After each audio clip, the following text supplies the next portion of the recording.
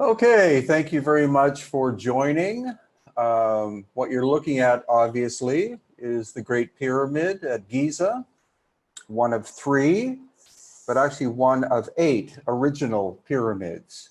Most academics date the Great Pyramid's construction at 4,500 years ago, but that's clearly impossible. This structure would be very difficult for us in the 21st century to construct. So the concept that a bunch of Egyptian slaves did this is ridiculous. It's composed of 2.5 million multi-ton blocks. And again, according to standard academia, they say it was constructed in 25 years. That would mean the cutting, moving, shaping, and putting into place one multi-ton block every 2 minutes. So just forget about the conventional history that you've heard as regards Egypt. This is a megalithic structure that was likely made 12,000 years ago. Now, the dynastic Egyptians go back approximately 5,000 years. So this structure is likely 7,000 years older than them. The dynastic people simply found this on the Giza Plateau and they adopted it. They never actually did anything with it. And over the course of time, it was, of course, gradually, to some degree, taken apart. Also, independent research is what's important in this day and age, not listening so much to standard academia, because they just keep telling the same boring story over and over again. So independent researchers have figured out many things, including the fact that the limestone that makes up the Great Pyramid was the stone was taken from 3 different quarries, none of them on the Giza Plateau. The quarries are actually closer to Cairo. So each one of these stones had to be moved across the Nile. So that makes it even more complex. And also, it's not a 4-sided structure, it's actually an 8-sided structure. Oops.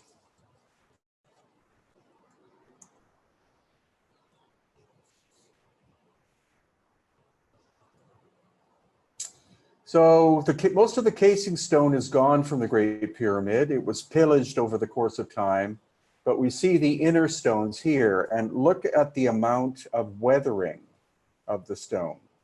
That, I've been told by geologists, is much more than a couple or 3,000 years, but many, many thousands of years.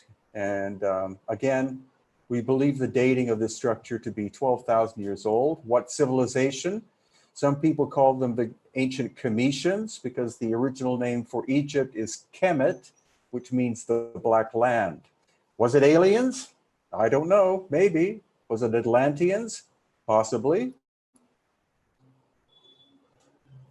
So here again, you see the weathered surfaces of the exterior of the Great Pyramid. And again, the weather, like even the wind and sand blowing and eroding the surfaces would take a lot longer than the conventional time period. It's believed in general that the casing stone was removed maybe about 2,000 years ago for the construction of the city of Cairo, which Cairo didn't exist in dynastic Egyptian times. It's a later construction. It's a city of 30 million people now, but in actual dynastic times, it's likely that it didn't even exist. Giza and the area on the other side of the Nile is where ancient Egypt, or most of ancient Egypt, is located. So there are dynastic structures, of course, but then pre-dynastic. This is the flooring outside of the Great Pyramid, and you can see that the stone blocks interlock. Of course, there's been a lot of weathering over time, but some of these blocks of the floor weigh 40, 50 tons possibly. And the average weight of the stones of the Great Pyramid are about 2.5 tons, but there are some, of course, which are much bigger than that. Then there are a series of shafts on the Giza Plateau. This one is actually right next to the Great Pyramid, and it's filled, unfortunately, with garbage now, but in the distant past, I've actually been underground in Giza, under the Giza Plateau, 4 stories below. That was done by special permission. And my guide, Yusuf, who took me there, said there are at least 10 more stories underneath the plateau. So it's almost like, it's a series of shafts and tunnels. And the Great Pyramid locks into the Giza Plateau. It doesn't simply sit on top of it. And this is also next to the Great Pyramid. You can see that this is actually basalt stone. And you can see the, oops, sorry about that. So you can see the horizontal cutting marks on the side of this basalt. That is not modern. Basalt is a very hard stone. So the Egyptians had dynastic Egyptians had bronze tools. That was the hardest metal they had. This had to have been done with something at least like diamond cutting tools. And diamond tools were not invented until the 19th century AD, not the 19th century BC. This again, more of the cutting marks. And what we have been able to figure out too is that the penetration of the tool involved, in this case a straight saw, every motion of the saw penetrated the stone by 3 millimeters. And that is 500 times more efficient as a modern diamond tool. So we're talking very advanced, lost ancient high technology. Not just here on the Giza Plateau, but we'll see many other places that you may not have heard of. Everyone, of course, knows the Great Pyramid and knows Giza, but ancient pre-dynastic Egypt, most of the structures are actually underground. They were built underground on purpose, and it's believed that at least 85% of ancient pre-dynastic Egypt is still underground. It's all been locked off, of course, because this is very inconvenient information for standard Egyptology. But thanks to the internet, thanks to independent research and study, we're able to learn more and more about this very advanced technology that existed long before the time of the pharaohs. And by the way, did you know that the word pharaoh is actually Greek? The original word is per-a, which means the high house. And the high house was the woman. So the ancient pharaohs, at least from the school that I've been studying, were the matriarchal line. Men and women had equal functions. The man, the so-called male pharaoh, was the great protector of his wife and people, but the royal bloodline and title actually was the woman. So per-a is from where we get pharaoh. And here we are at the second pyramid, so-called Khafre, named after the pharaoh, male pharaoh Khafre, but Khafre did not build this pyramid. Again, it was found, damaged. It dates from the same time frame as the Great Pyramid, so it's 12,000 years old. And here you can see some of the casing stone at the bottom. That is granite, and the granite comes from the Aswan Quarry, which is in southern Egypt, so that's somewhere in the nature of at least 500 miles away. Or it could also come from the Sinai Desert, which is hundreds of miles to the east. You see the weathering of the surface, the way that the granite is peeling off. That could be from actually intense heat that struck and damaged the Great Pyramid during this series of cataclysms some 12,000 or 11,700 years ago. And the chisel marks you see are attempts either during dynastic or possibly Greco-Roman times of trying to cut the granite blocks into smaller pieces, but they basically gave up and abandoned that. Now this is also on the Giza Plateau. Again, look at the weathering of this limestone. These blocks are 20 to 40 tons in size. And originally they had covering of granite on the fronts and the backs. And so now all you see is the exposed limestone. And once again, geologists have told me that the weathering of this stone is much more than, say, 2,000 or 3,000 years old. And this is pyramid number 3, the so-called Menkaure pyramid, which is the smaller of the 3. Again, the conventional story, which makes no sense whatsoever, is that Khufu built the first one, the Great Pyramid, and then his son Khafre built the second pyramid, and Menkaure did not have the resources to build one of the same scale, so he made one smaller. But they didn't build any of this. They found them in place, and each one of these was an energetic structure originally. They don't function anymore, but they were built as giant resonators of the Earth's energy.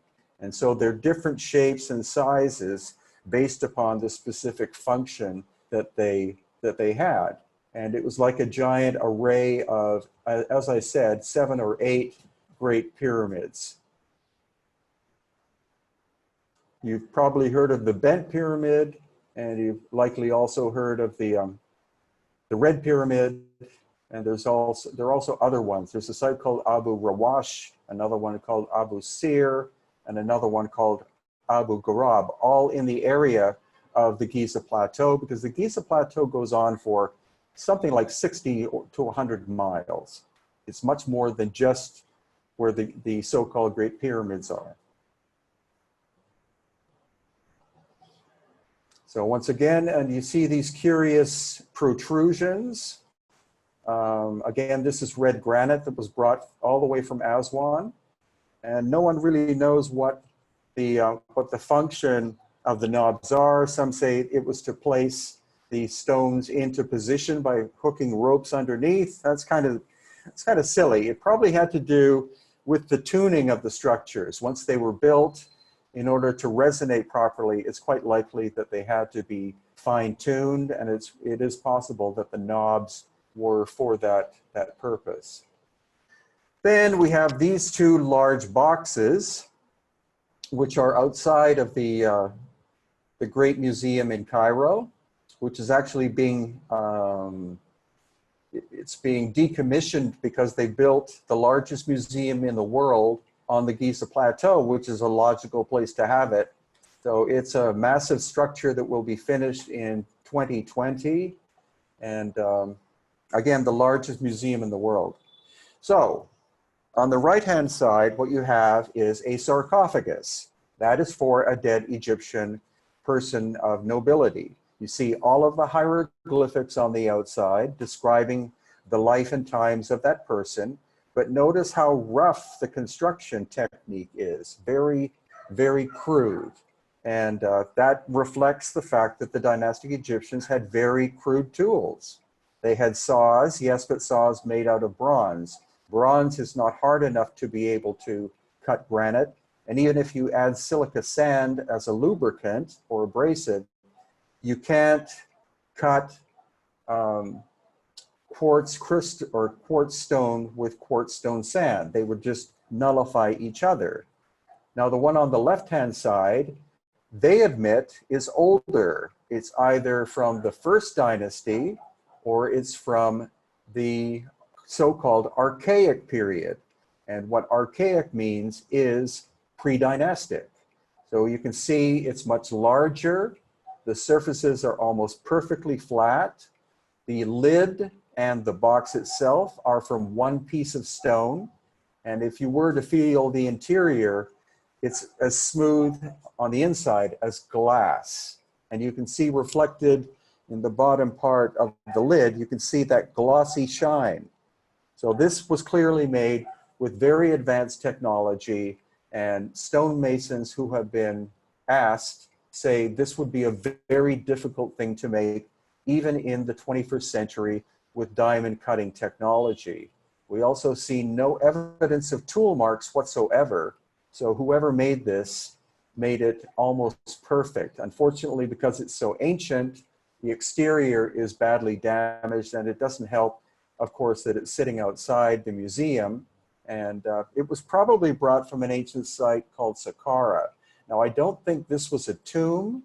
I think this was actually, again, like the Great Pyramid and other pyramids, an energetic resonance device. Because if you tap on the side of it, it makes a very distinct sound. It responds, funnily enough, to the sound of Om, which is also the resonance of our planet, several octaves lower, but also the king's chamber resonates to the sound of Om. It's almost deafening if you get 40 people in there making properly the Om sound. So here's another photo of the box. Again, you can see the original surfaces were originally very finely polished, but because it is so ancient, of course, erosion, damage, possibly even vandalism has happened to it. But if you were to take those wooden blocks out, it would more or less hermetically seal. And once again, just a comparison. The box on the left, which is a sarcophagus, 4th dynasty. Box on the right, so-called 1st dynasty, but I think it's pre-dynastic, and I think it's contemporary with the Great Pyramid at being somewhere in the region of 12,000 years old. Now, inside the museum, in a dark corner, because they don't really want you to see it, is a box, a giant box weighing 60 to 80 tons that was never completed. And what happened was we see evidence of 2 circular saws trying to cut the lid of the box off from the bottom. These saws were somewhere in the region of 6 feet in diameter. And we see the tool marks, we see the saw cutting marks, and the fact that the saw started, the top saw started to move into the box. It wasn't following the straight line that it was supposed to. And so part of the lid snapped off, and they simply abandoned the project. They didn't try to recycle it. They didn't try to find some other function for it. They didn't try to cut it up into pieces. They just left it. So that shows you that they had very advanced technology, and this cutting of stone was so simple for them that they would simply get another block and finish that one. So that's the funny thing, is we find what you would call human error, like saws going off course, drill holes going off course and things like that, which sounds much more like a human proclivity than an alien one, I would think. But again, we don't know who the original builders were, but they were more technologically advanced than we are today. Now, this is the lid of another giant box weighing 60 to 80 tons. Again, you see the straight lines. That is another type of saw. It could even be a type of bandsaw, but you can see it's wavering up and down as it's cutting. That's why I think it was a bandsaw of some sort. And this box, once again, was never completed. We don't know why, but it too is located in the main museum in Cairo. Now, what's this? This is called the schist disc. And it's called the schist disc because most academics believe that it's made out of a type of stone called schist. But in fact, our resident geologist, who we take all over the world with us, Susan Moore, has declared that it's not schist, but it's a metamorphosed kind of sediment or clay material. And she said that it would be very hard, very dense, and very vibrational, very resonant. It obviously looks like it was something that spun, and unfortunately it was found broken. So the museum badly tried to repair it, but the original parts of it are technically almost perfect.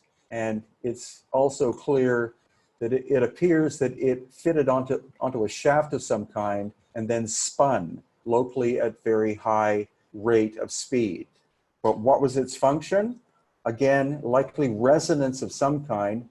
Because the fins on it are not curved or bent, it wasn't meant to push or pull water, but maybe it was meant to set up some kind of vibrational frequency. Some even suggest the right frequency to levitate the stone and move it, because there's no way the giant boxes we've been looking at, or the Great Pyramid stones, etc., were moved by hand. They had to have been moved using some far more sophisticated technique. So here's another view from the top of it. Again, you can see there are three blades on it. You can also see the different shades of color that distinguishes the difference between where it was repaired and original. So the lighter shade of gray is the repair work, the darker shade is original. But the sad thing is that it was found broken at Saqqara. They may have many more of them hiding in the basement or the warehouses of the museum, and the fact that this object is actually on display is quite remarkable, because it's clearly the result of advanced technology, and they put a description on it as being a lotus vase.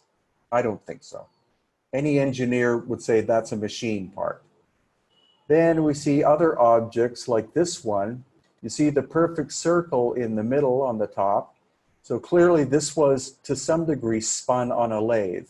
And also you see that it too was found broken. So this also was found in the same location at Saqqara in Egypt, very close to the Giza Plateau. Then we find core drill holes.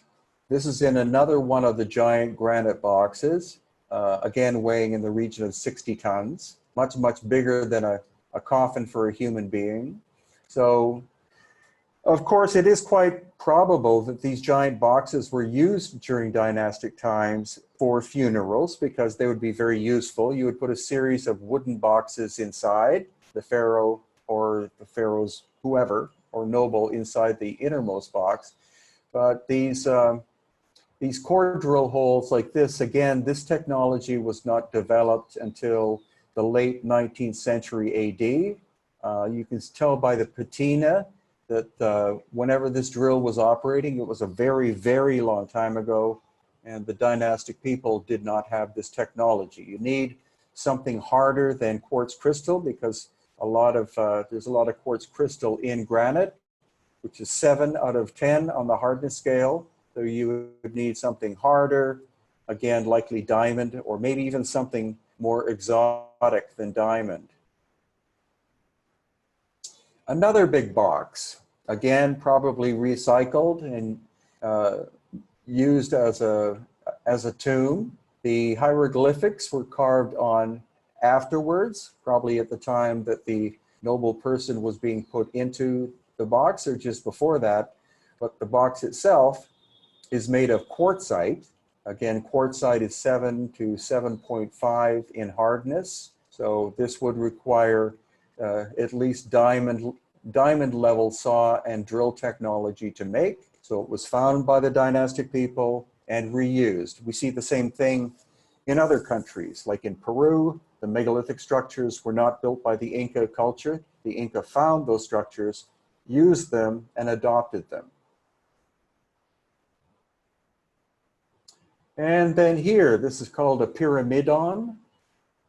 And maybe it was on top of one of the pyramids. Maybe it wasn't. Of course, the capstone of the Great Pyramid is missing. This is actually too small to be it. But once again, the hieroglyphics on the surface were carved during dynastic times, but the stone itself was shaped thousands of years before. Again, you can see damage to the surfaces. That's what we see in basically everything which is pre-dynastic. We see damage. I don't think that it was simply vandalism. I think it was all as a result of ancient cataclysmic activity in the distant past. So this is one of 3 that I believe are in the Cairo Museum. But the Cairo Museum is full of artifacts. They have something like 150,000 of them on display.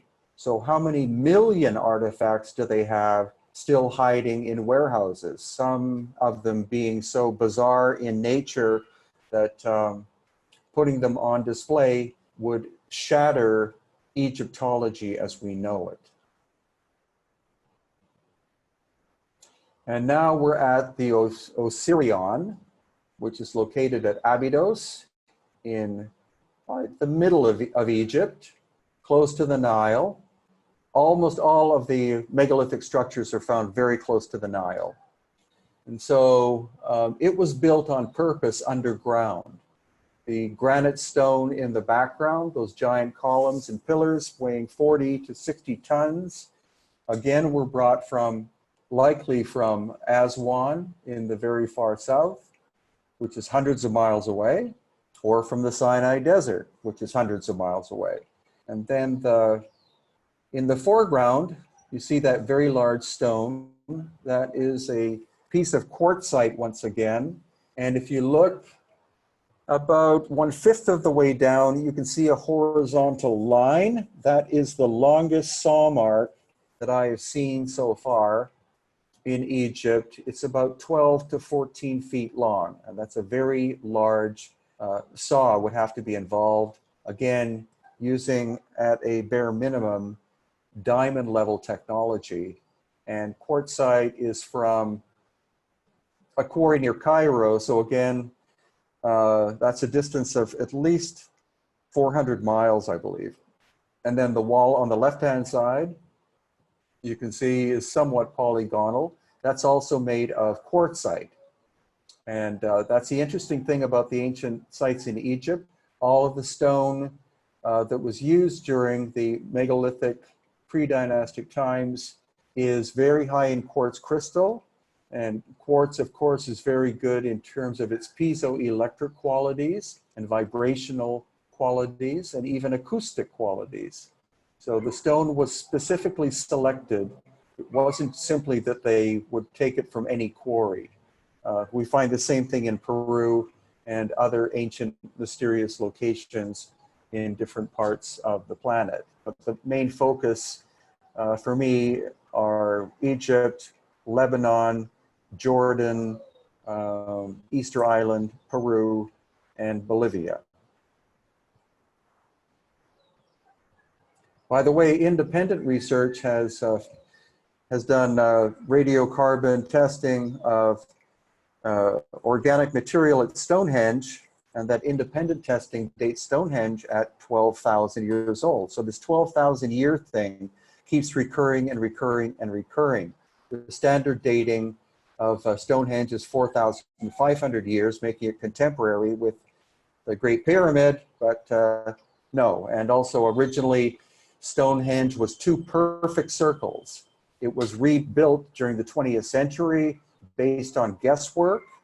And over the course of hundreds, if not thousands of years, the stones of Stonehenge were broken up and used by farmers and other people. So originally Stonehenge was 2 perfect circles, and the stone was, again, like a quartzite and incredibly highly polished. This is also at the Osirion. It's actually it's a series of underground tunnels that may have originally carried water. So a pragmatic function to the Osirion. There is one theory that it was almost like an organic water pump. That's why it was buried or built underground, that the water of the Nile, especially during the time of the Nile floods, would fill the chamber, the main chamber of the Osirion, and it would naturally pump its way up these 2 ramps. There's one on the left, one on the right, gradual slope going up, because there's almost no water for agriculture in this area. So that's one of the theories. It was not built as a cemetery, as most academics believe. Hey, what's going on, everybody? This is Neil with Portal to Ascension, and I just wanted to take a moment really quick and show you the Portal to Ascension platform. The presentation or the documentary that you just watched was one of our many productions that I've done over the years, created well over 1,000 workshops, events, conferences, retreats, webinars, and this is how our website works. If you want to go ahead and receive not only access to this presentation, but hundreds of other presentations that we have available for you right now for free. You can go to our website, you enter your name right here, you email right here, click sign up. Pretty soon we're going to be launching a new website, but the procedure is pretty much the same. You know, your name, email, sign up. Once you do that, you're going to get an email with your username and a temporary password. You then click login. Once you log in, you're going to see the whole entire backend laid out with all the webinars and presentations for you. Not only can you start typing by speaker name, topic, category, whatever you want, even letter, but you can scroll down this list here and sort by category. And I'm not going to read these off to you, but you can take a look. We have a lot of different topics: UFO disclosure, true world history, spiritual development, science, sacred geometry, and so much more. And then you can also search by speaker, which we have here alphabetically, or you can just browse the whole entire thing here and take a look at all these presentations. You are able to, if you can take a look up the top corner here, you're able to add to your watch list to watch these back anytime you want. So you can add to your watch list. It'll be put there. When you come back into the platform, you can continue watching where you left off. There's a documentaries tab, there's an interviews tab, and this is how the individual event page will look. So right now, you can go to the website, portaltoascension.org, put in your name and email, sign up. You'll get access to what you just watched, and there's so much more footage. There's free footage being added weekly. So really, this is a one-stop shop for consciousness, and there's always new valid content for you that is relevant for the times that we're currently in, where we're not only dissecting and delving deep into the ancient past, but also creating information that will empower us for the future to come. And here is an example of one of the event pages. This one's on Billy Carson, Quantum Macabre Manifestation. You can view it right there, description, speaker image. That would also go to his bio, and then also suggested webinars that you can tune into as well. And then, of course, please do leave a comment and leave us feedback. So there you go, guys. That's our backend, and that's how Portal to Ascension works. Go ahead, go to the website right now, portaltoascension.org. Enter your name, email, sign up. Take a look at the site. Let us know what you think, and enjoy.